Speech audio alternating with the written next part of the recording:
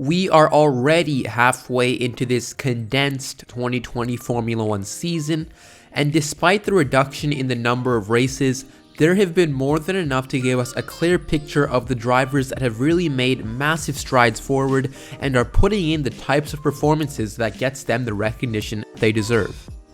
So in this video, I'm going to look at 5 drivers who have done exactly that and look deeper into their impressive drives in the first half of this 2020 season. Starting off this list at number 5 is Charles Leclair. Now, if a year ago you told me that Ferrari would be a midfield team in 2020, this would likely be my reaction. But regardless of Ferrari's disastrous start to the season, Charles Leclerc has done a fantastic job to finish on the podium not once, but twice in one of Ferrari's worst cars in recent memory. The 22-year-old has put in some Alonso-esque performances this season, dragging that Ferrari to places where it frankly shouldn't at all be.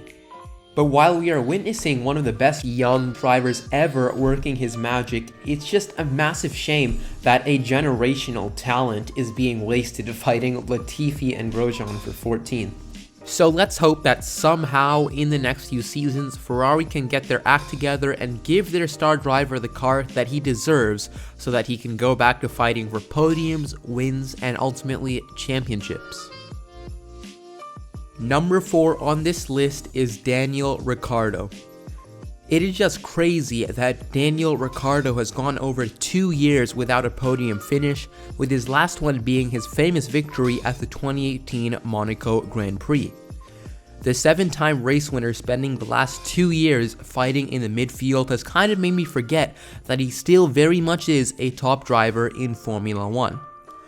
In 2019, he had a pretty decent season considering it was his first year at Renault. For most of the season, Ricciardo had his highly regarded teammate Nico Hülkenberg in his back pocket. However, Ricciardo didn't exactly have the car to set the world alight, and the only big highlight of his season that I can remember was his 4th place at the Italian Grand Prix. This year, however, the Renault car is much improved, and as of late, they have consistently been able to fight for the higher points places.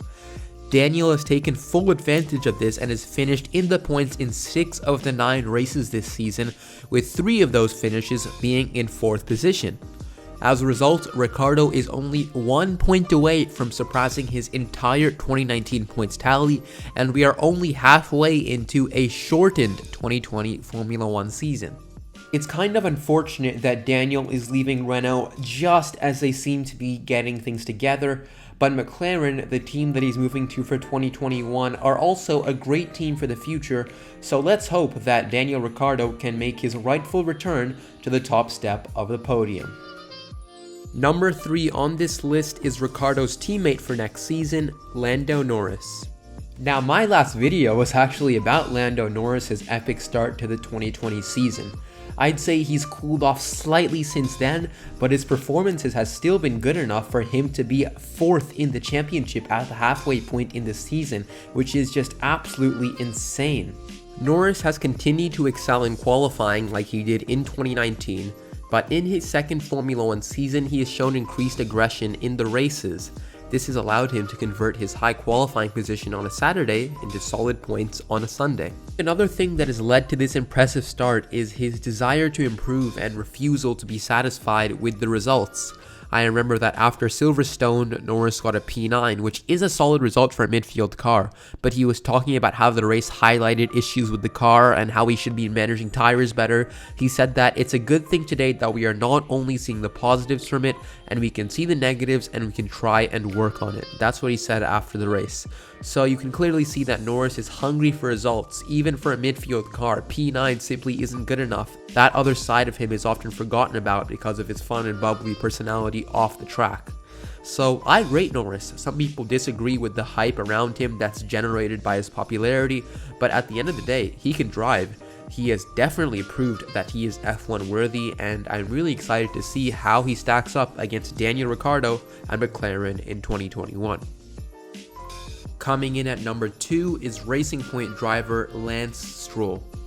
Many people are quite surprised by Lance Stroll's massive improvement in 2020 because for the longest time he was just labeled as yet another talentless pay driver. And yes, his first few years in Formula 1 were quite rocky, mainly because he entered F1 at the age most drivers are still in F3, and he was driving in a declining Williams team. But in this 2020 season, Stroll has ironed out many of his glaring flaws that he showed in his first 3 years of Formula 1. Some of you will say that it's down to Lance driving a pink Mercedes, and that is a valid point. This is by far the best car that he has driven in Formula 1. However, his performance relative to his teammate Sergio Perez has improved drastically this season. In 2019, he was outqualified 18-3 by Perez over the season and was beaten in points 52-21. In 2020, his qualifying record has been more reasonable and he's only down 3-5 to his teammate, with his average qualifying position being 8 compared to 7.3 for Perez. However, it is in the races where Stroll has always shined, and in the 5 races where both Racing Point drivers have finished, Stroll has been ahead in 4 of them. This has resulted in Stroll being ahead on points 57-44. Some people argue that Stroll is only ahead because Perez missed 2 races due to COVID. However, Stroll has also had 2 mechanical failures that were completely out of his control, and Perez has had none.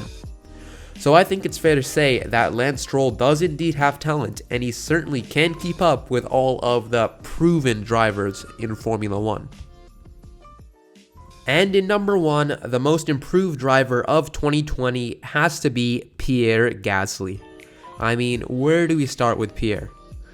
Well, first of all, Gasly has had one of the biggest redemption arcs in Formula 1 history. He had an awful stint with Red Bull, and I did think he deserved to be dropped when he did, but the way that Red Bull handled it was terrible. To drop him just a week after they said they have no intention of doing so is just cruel. But ever since he was plonked back into the junior team, Pierre's speed has been sublime. To end 2019, he outqualified Daniel Kvyat 6-2 and beat him in the races 5-4. Gasly has been even better in 2020, outqualifying his teammate 7-2 and beating him in 5 out of the 6 races which both drivers have finished. Then there was his very special win in Monza. It was so unexpected and so much had to play into his hands, but it still was a superb drive, and he bravely held off a charging Carlos Sainz to take his first Formula 1 victory, which put an exclamation point on an already amazing season for the Frenchman. And let me just remind you that the last driver who won their first race at Monza for Toro Rosso went on to win 4 world championships. I'm pretty sure you know who I'm talking about. Obviously, there is a lot of talk over whether Gasly could go back to Red Bull or if he should just ditch the Red Bull family entirely and go to a different team if an opportunity does open up. However, that is the topic for a whole another video. Now we should just celebrate Gasly's massive improvement and success in 2020, and let's hope that he can continue this impressive run of form for the rest of the season and give him the best possible chance to land a solid drive at a team in the future.